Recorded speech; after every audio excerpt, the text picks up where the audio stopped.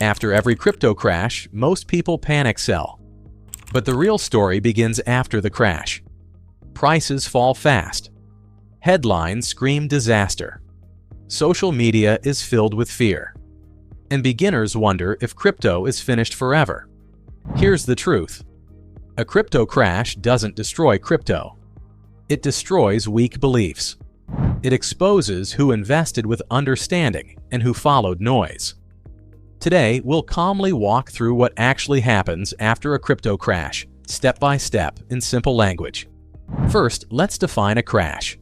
A crypto crash is a sharp drop in prices across the market. Sometimes it's caused by bad news, sometimes by regulations, sometimes by pure panic. This is where most beginners make their first mistake. They think price equals value. When the price falls, they assume the value is gone. But price is emotion. Value is utility, adoption, and technology. These move more slowly. Right after a crash, liquidity dries up. Trading volume falls. Big players step back, retail investors freeze. This phase feels quiet and uncomfortable. Many people leave the market here. During this time, bad projects die, scams disappear, overhyped coins fade away. This is not a failure. This is a cleanup. Weak foundations collapse. Strong ones survive. Now comes the part most people don't expect. Development continues. Engineers keep building. Networks keep running. Transactions still happen. Crypto does not shut down because prices fall. This is where most people make the worst mistake. They stop learning. They stop paying attention. They emotionally disconnect. They assume nothing is happening anymore. After crashes, regulations often become clearer. Governments respond. Rules are discussed. Some projects adapt, others can't. This filters the market further. At the same time, long-term investors start returning. Not loudly, not emotionally. They buy slowly. They spread purchases over time. They don't chase pumps. Here's a surprising sentence. Most wealth in crypto is built during boring periods, not exciting ones. Now let's talk about psychology. After a crash, fear dominates. People remember pain more than logic. This is called loss aversion. It makes small risks feel huge. Many beginners sell near the bottom, not because they want to, because they want relief. Selling ends the emotional stress, but it often locks in losses. What happens next surprises most investors. Prices usually stop falling long before good news returns. The market stabilizes quietly. This is the accumulation phase. Prices move sideways. Nothing exciting happens. You hear phrases like, "Crypto is dead," "interest drops," "search trends fall." And this is where the biggest opportunity usually starts, but almost nobody notices it. Why? Because boredom doesn't feel like opportunity. It feels like wasted time. But historically, this phase has mattered the most. Now, an important warning. This does not mean every coin will recover. Many never do.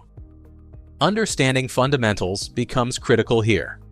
Strong projects show signs.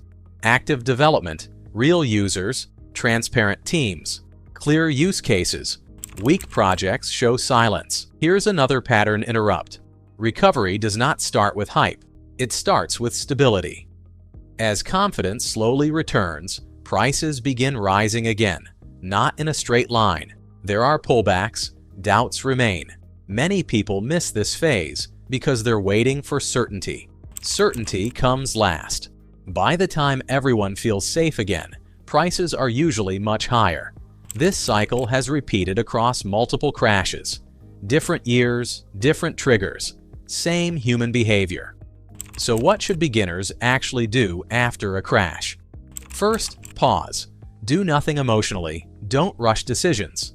Volatility rewards patience, not panic. Second, educate yourself. Learn how blockchain works. Understand why a project exists. Knowledge reduces fear. Third, manage risk. Never invest money you need in the short term. Size positions small. Protect your mental health. Fourth, zoom out. Look at long-term charts.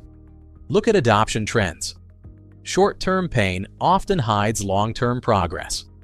Here's a sentence worth remembering.